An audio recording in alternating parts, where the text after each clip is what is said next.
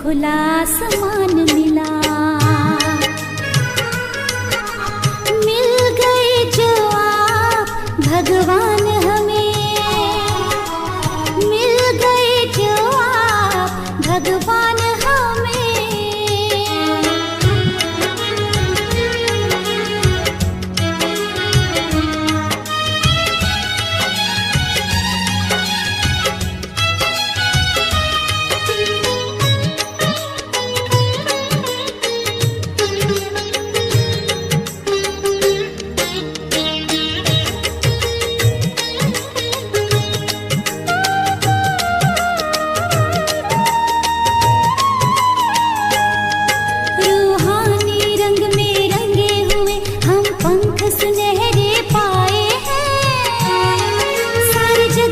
कष्ट मिटाने को धरती पे फरिश्ते आए हैं। रूहानी रंग में रंगे हुए हम पंख सुनहरे पाए हैं। सारे जग के कष्ट मिटाने को धरती पे फरिश्ते आए हैं। तारों के भी पार अपने वतन में, तारों के भी पार अपने वतन में। चलने का पथ आसान मिला है, पाँव नहीं अब धरती पर, उड़ने को खुला आसमान मिला। मिल गए जो आप भगवान हमें, मिल गए जो आप भगवान हमें।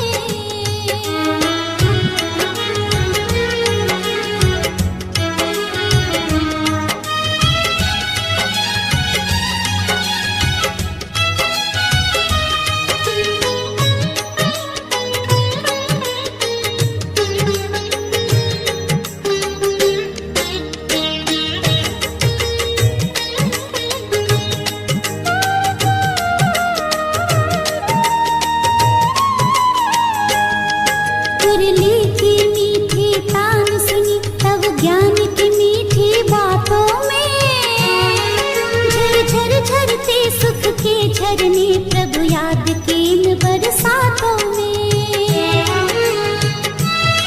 मुरली की मीठी तान सुनी तब ज्ञान की मीठी बातों में, झर झर झरते सुख के झरने प्रभु याद के इन बरसातों में। ढल गए हैं पुण्य जन्मों जन्म के, ढल गए हैं पुण्य जन्मों जन्म के। कल्याण का है वरदान मिला है, पाँव नहीं अब धरती पर, उड़ने को खुला आसमान मिला। मिल गए जो आप भगवान हमें, मिल गए जो आप भगवान हमें। खुशियों से भरा जहान मिला है, पाँव नहीं अब धरती पर, उड़ने को खुला आसमान मिला। उड़ने को खुला आसमान मिला, उड़ने को खुला आसमान मिला। ओम शांति। 8 अक्टूबर 2022। प्यारे बाप दादा के मधुर महावाक्य। मीठे बच्चे, तुम्हारी पढ़ाई बुद्धि की है। बुद्धि को शुद्ध करने के लिए प्रवृत्ति में बहुत युक्ति से चलना है। खान पान की परहेज रखनी है। प्रश्न, ईश्वर की कारोबार बड़ी वंडरफुल और गुप्त है, कैसे? उत्तर, हर एक के कर्मों का हिसाब किताब चुकतो करवाने की कारोबार बड़ी वंडरफुल और गुप्त है। कोई कितना भी अपने पाप कर्म छिपाने की कोशिश करे, लेकिन छिप नहीं सकता। सजा जरूर भोगनी पड़ेगी। हर एक का खाता ऊपर में रहता है। इसलिए बाप कहते हैं, बाप का बनने के बाद कोई पाप होता है तो सच बताने से आधा माफ हो जाएगा, सजाएं कम हो जाएंगी। छिपाओ मत। कहा जाता है, कख का चोर सो लख का चोर। छिपाने से धारणा हो नहीं सकती। ओम शांति। किसकी याद में बैठे हो? बच्चे समझते हैं मात पिता बाप दादा अभी आएंगे, आकर हम बच्चों को अपना वर्षा देंगे। बाबा से हम फिर से 5000 वर्ष पहले मुआफिक स्वर्ग का वर्षा ले रहे हैं। यह तो हर एक के दिल में होगा ना। अभी इस नरक रूपी भंभोर को आग लगने वाली है। तुम्हारा इस दुनिया वालों से कोई भी तल्लुक नहीं है। तुम्हारे लिए ज्ञान भी गुप्त है तो वर्षा भी गुप्त है। लौकिक बाप का वर्षा तो प्रत्यक्ष होता है। बाप की यह जायदाद है। आँखों से देखते हैं, बाप को भी देखते हैं और वर्षे को भी देखते हैं। अब हमारी आत्मा भी गुप्त है। इन आँखों से न आत्मा को न परमात्मा को देख सकते हैं। लौकिक संबंध में अपने को शरीर समझ इनको भी इन आँखों से देखते हैं और शरीर देने वाले बाप को भी देखते हैं, टीचर गुरु को भी देखते हैं। यहाँ तो यह बाप टीचर गुरु सब है गुप्त। बच्चे जानते हैं हम आत्माओं को अब ज्ञान का तीसरा नेत्र मिला है। आगे तीसरा नेत्र नहीं था। आत्मा सोई पड़ी थी। अब आत्मा को जगाते हैं तो आत्मा भी गुप्त है। जैसे आत्मा आकर शरीर में प्रवेश करती है, वैसे शिव बाबा भी इस शरीर में आकर के हमको फिर से स्वर्ग का मालिक बना रहे हैं। बुद्धि भी कहती है हमने अनेक बार बाप से वर्षा लिया है, आधा कल्प के लिए, फिर आधा कल्प गंवा देते हैं। अब फिर से हम श्रीमत पर अपनी राजधानी स्थापन कर रहे हैं। श्रीमत देने वाला भी गुप्त है। तुम्हारी आत्मा जानती है कि हम परम पिता परमात्मा से गुप्त रूप से सुन रहे हैं। आत्म अभिमानी जरूर बनना है। पहले आत्मा है, पीछे शरीर है। आत्मा अविनाशी, बाप भी अविनाशी। बाप जो शरीर लेता है वह विनाशी है। इस शरीर में आकर बच्चे बच्चे कहते हैं और स्मृति दिलाते हैं कि मैं आया हूँ तुमको दैवी सतयुगी स्वराज्य के लिए पुरुषार्थ कराने। पुरुषार्थ भी पूरा करना है। सतयुग में सिर्फ तुम्हारा ही राज्य होगा। तुम राज्य करते थे, फिर पुनर्जन्म तो लेना होता है। जो श्री कृष्ण की वंशावली अथवा दैवी कुल के थे वही फिर रहेंगे। दूसरा फिर कोई नहीं होगा। चंद्रवंशी कुल भी नहीं होगा। यह तो बहुत सहज बातें हैं समझने की। बरोबर सतयुग में कोई धर्म नहीं था।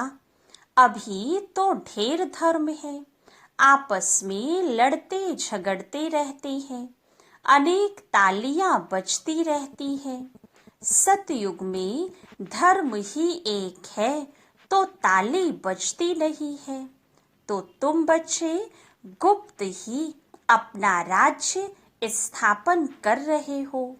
हर एक को कहेंगे हम अपने राज्य में ऊंच पद पाने का पुरुषार्थ कर रहे हैं तो इतनी बहादुरी भी चाहिए। तुम्हारा नाम ही है शिव शक्तियां। शेर पर सवारी कोई होती नहीं है, यह महिमा दिखाई है, इसलिए शक्ति की शेर पर बिठाते हैं। तुम कोई शेर पर तो नहीं बैठते हो, तुम तो माया पर जीत पाने वाले हो। यह पहलवानी दिखाते हो, इसलिए तुम्हारा नाम शिव शक्ति सेना रखा है। यूं तो गोप भी है, परंतु मेजॉरिटी माताओं की है। अपवित्र प्रवृत्ति मार्ग से पवित्र प्रवृत्ति मार्ग में तुम ले जाते हो। तुम जानते हो सतयुग विष्णुपुरी में हम बहुत सुखी थे, पवित्रता सुख शांति सब कुछ था। यहाँ तो कितना दुख है। घर में बच्चे कपूत होते हैं तो कितना तंग करते हैं, वहाँ तो सदैव हर्षित रहते हैं। तुम जानते हो बेहद का बाप फिर से बेहद का सुख देने आया है। बाप कहते हैं भल गृहस्थ व्यवहार में रहो, सिर्फ बुद्धि में यह धारणा करो, यह पढ़ाई बुद्धि की है। घर में रहते श्रीमत पर चलो, खान पान से भी असर लग जाता है, इसलिए युक्ति से चलना है। हर एक का कर्म बंधन अपना है, कोई बांधेली है, कोई बंधन मुक्त है, कोई तो चतुराई से भू भू कर छुट्टी ले लेती है। युक्तियां तो बहुत समझाई है। बोलो बाप का फरमान है पवित्र बनो। मैं तुम्हें भक्ति का फल देने आया हूँ, तो जरूर भगवान की मत पर चलना पड़े, तब ही बिगर सजा खाए हम मुक्ति जीवन मुक्ति को पाएंगे। जन्म जन्मांतर का बोझा सिर पर है। जैसे बाप 1 सेकंड में मुक्ति जीवन मुक्ति देते हैं, वैसे सजाएं भी 1 सेकंड में मिल जाती है, परंतु भोगना बहुत होती है। जैसे काशी कलवट खाते हैं तो वह थोड़े समय में बहुत सजाएं खाते हैं, परंतु हिसाब किताब चुकतू हो जाता है। तुमको तो बिगर सजा खाए हिसाब किताब चुकतू करना है, इसलिए ऐसा पुरुषार्थ करना चाहिए जो सजा ना खानी पड़े। बाबा को याद करना अच्छा है, विनाश भी सामने खड़ा है। विनाश काले पांडवों की प्रीत बुद्धि, बाप ने सम्मुख आकर प्रीत रखवाई है, बाकी औरों से प्रीत रखकर क्या करेंगे। वह सब खलास हो जाने हैं। एक बाप को याद करने का हड्डी पुरुषार्थ करना है। बाहर से करके मित्र संबंधियों से खुश खैराफत पूछी जाती है, परंतु दिल एक बाप से है।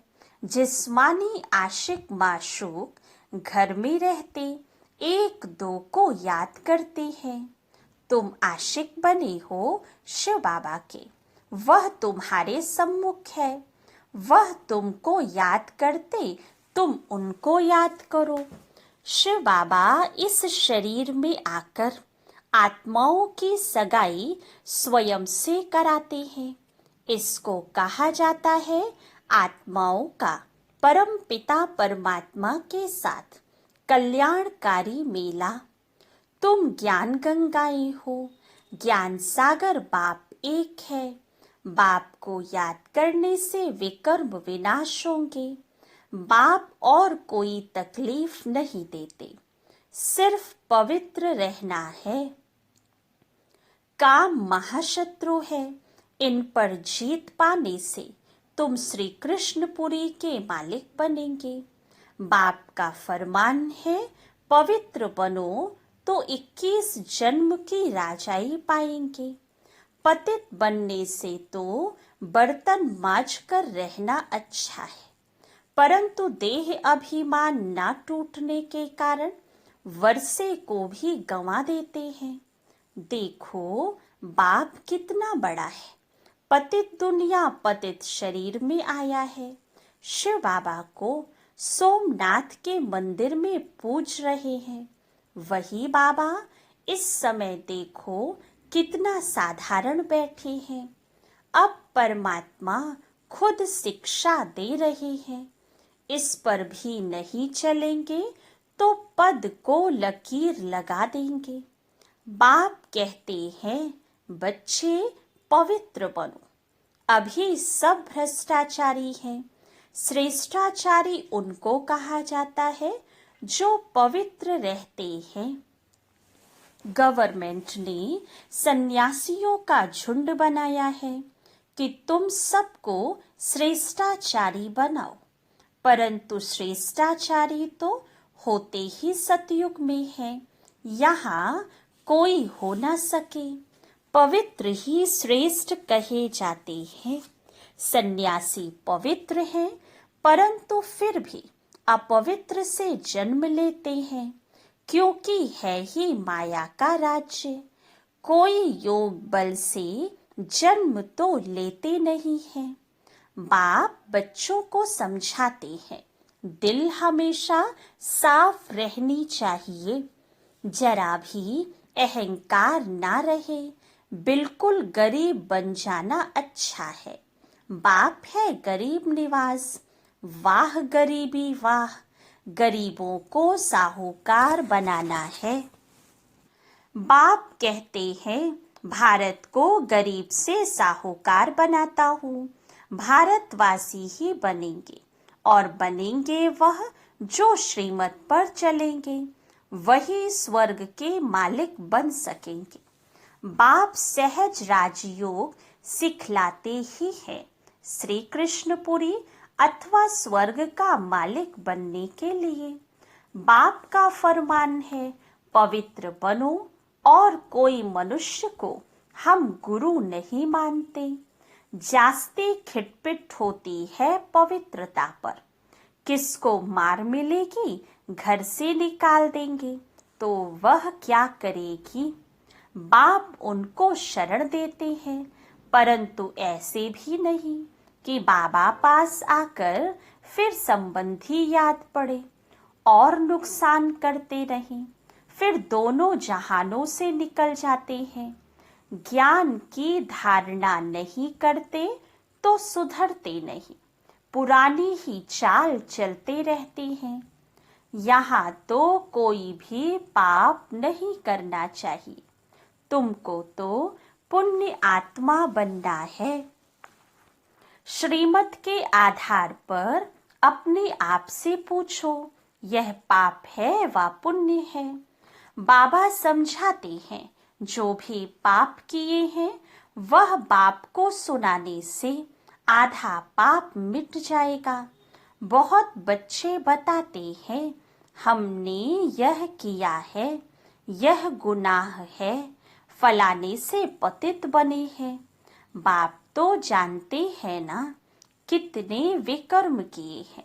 समझाते हैं अभी कोई पाप नहीं करो, नहीं तो सजा एकदम 100 गुना हो जाएगी।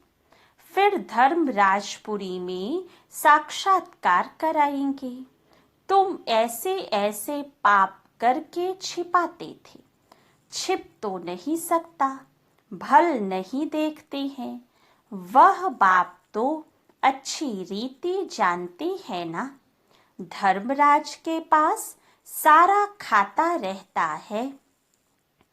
ईश्वरीय कारोबार बड़ी वंडरफुल और गुप्त है। कहते हैं ना जरूर पाप किया है तब दूसरे जन्म में छी घर में जन्म मिला है, तो जरूर जमा होता है ना। ऊपर में खाता तो है ना, अभी वह खाता यहाँ है। इसलिए बाप समझाते रहते हैं कि अब कोई पाप नहीं करना। कख का चोर सो लख का चोर कहा जाता है। समझना चाहिए कि हम बहुत बड़ा पाप करते हैं, फिर पद भ्रष्ट हो जाएंगे। धारणा नहीं होती तो ईश्वरीय सर्विस कर नहीं सकते, औरों का भी कल्याण करना है। ऐसे समय बर्बाद करेंगे, पाप करते रहेंगे तो पद कम हो पड़ेगा। फिर कल्प कल्पांतर के लिए वह पद हो जाएगा। इसलिए जितना हो सके पुरुषार्थ करना है। पूछते हैं बाबा के पास क्यों आते हो? कहते हैं सूर्यवंशी राजधानी का वर्षा लेने। तो श्रीमत पर जरूर चलना पड़े। देखना है कि मेरे से कोई बुरा काम व पाप तो नहीं होता है, नहीं तो 100 गुना दंड पड़ जाएगा। फिर दास दासी जाकर बनेंगे। यहाँ इसलिए थोड़े आए हो। मम्मा बाबा कहते हो तो नर से नारायण बनना चाहिए ना। बिगर धारणा के पद कैसे पाएंगे? मम्मा बाबा कहते भी माँ बाप के तख्त पर ना बैठे तो समझेंगे पूरा पढ़ते नहीं है। मम्मा बाबा तो नर से नारायण, नारी से लक्ष्मी बनते हैं ना। तुमको भी बाप वही पढ़ाते हैं ना, तो बाप से पूरा वर्षा लेना चाहिए। बहुत हैं जो छिप छिप करके पाप करते रहते हैं, बतलाते नहीं हैं। कितना भी समझाओ फिर भी छोड़ते नहीं हैं। चोर को आदत पड़ जाती है तो चोरी बिगर, झूठ बोलने बिगर रह नहीं सकते। सच्चे बाप के साथ सच ही बोलना चाहिए। बाप को बतलाना चाहिए कि हमसे यह पाप हुआ है, क्षमा करो।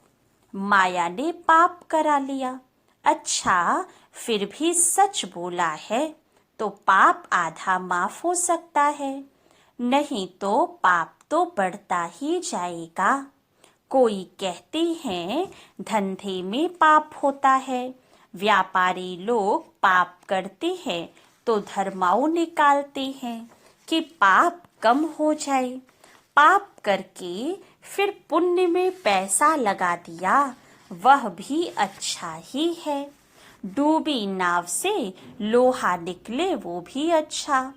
यह बाप तो स्वर्ग की स्थापना करते हैं तो सब पुण्य में ही चला जाएगा।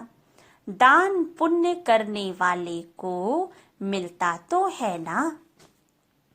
बाप हर एक को समझाते हैं, बाप हर एक बात में मत देते हैं, तो बच्चों को कभी ऐसा काम नहीं करना चाहिए। परंतु माया छोड़ती नहीं है। अच्छी अच्छी चीज देखेंगे तो झट खा लेंगे व उठा लेंगे। ऐसे ऐसे पाप कर्म करने से अपना ही पद भ्रष्ट कर लेते हैं। कई बच्चे बाबा बाबा कह फिर हाथ छोड़ देते हैं।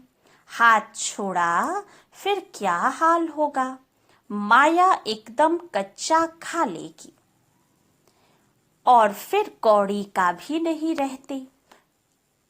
नंबरवार तो होते हैं ना। सुख धाम में कोई तो राजाई करते हैं, कोई फिर साधारण भी होंगे, दास दासियां भी होंगी ना। अभी तुम बच्चों को बेहद के बाप से बेहद सुख का वर्षा मिल रहा है, इसलिए बाप की श्रीमत पर चलकर पूरा पूरा वर्षा लो। मौत तो सामने खड़ा है, अकाले मृत्यु तो होती है ना। एरोप्लेन गिरा तो सब मर गए, किसको पता था कि यह होगा? मौत सिर पर खड़ा है, इसलिए कोशिश करके बाप से पूरा वर्षा लेना चाहिए। श्रीमत पर शरीर निर्वाह अर्थ कर्म भल करो, साथ साथ ये पढ़ाई भी पढ़ो। बाप युक्तियां तो सब बतलाते हैं, पुरुषार्थ कर पवित्र भी रहना है। झाड़ू लगाना, बर्तन मांजना अच्छा है अपवित्र बनने से, परंतु देही अभिमानी भी बनना पड़े। पवित्रता का मान तो है ना, पवित्र नहीं बनेंगे तो पद भी नहीं पाएंगे। यह सब बच्चों को समझानी दी जाती है। बच्चे तो वृद्धि को पाते रहेंगे। प्रजा भी बहुत बननी है। एक राजा को प्रजा तो हजारों की अंदाज में चाहिए ना। राजा बनने में मेहनत है। अच्छा, मीठे मीठे सिकिलधे बच्चों प्रति माता पिता बाप दादा का याद प्यार और गुड मॉर्निंग। रूहानी बाप की रूहानी बच्चों को नमस्ते। रूहानी बच्चों की रूहानी बाप दादा को याद प्यार गुड मॉर्निंग और नमस्ते। धारणा के लिए मुख्य सार। फर्स्ट पॉइंट, इस विनाश काल में दिल की सच्ची प्रीत एक बाप से रखनी है, एक की ही याद में रहना है। सेकंड पॉइंट, सच्चे बाप से सदा सच्चे रहना है, कुछ भी छिपाना नहीं है। देही अभिमानी रहने की मेहनत करनी है, अपवित्र कभी नहीं बनना है। वरदान, दुख की लहरों से न्यारे रह, प्रभु प्यार का अनुभव करने वाले खुशी के खजाने से संपन्न भव। संगम के समय दुख के लहरों की कई बातें सामने आएंगी, लेकिन अपने अंदर वो दुख की लहर दुखी नहीं करे। जैसे गर्मी के मौसम में गर्मी होगी, लेकिन स्वयं को बचाना अपने ऊपर है। तो दुख की बातें सुनते हुए भी दिल पर उसका प्रभाव न पड़े। जब ऐसे दुख की लहरों से न्यारे बनो, तब प्रभु का प्यारा बनेंगे। जो ऐसे न्यारे और परमात्मा प्यारे हैं, वही खुशियों के खजाने से संपन्न रहते हैं। स्लोगन, त्रिकालदर्शी व त्रिनेत्री वह है जो माया के बहुरूपों को सहज ही पहचान ले। अच्छा, ओम शांति।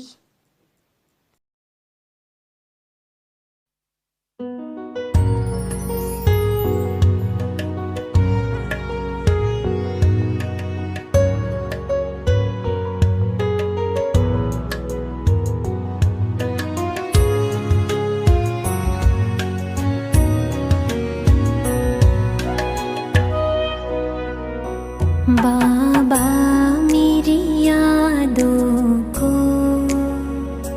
सीने में समा लेना। बाबा मेरी यादों को सीने में समा लेना।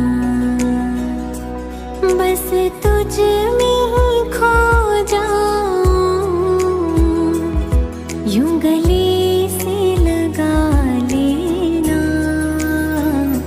बाबा मेरी यादों को सीने में समा लेना।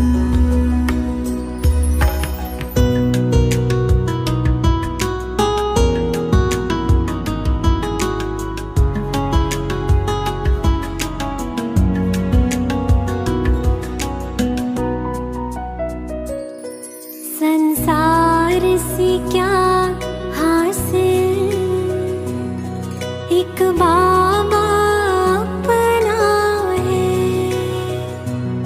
संसार से क्या हासिल, एक बाबा अपना है। तेरा बन के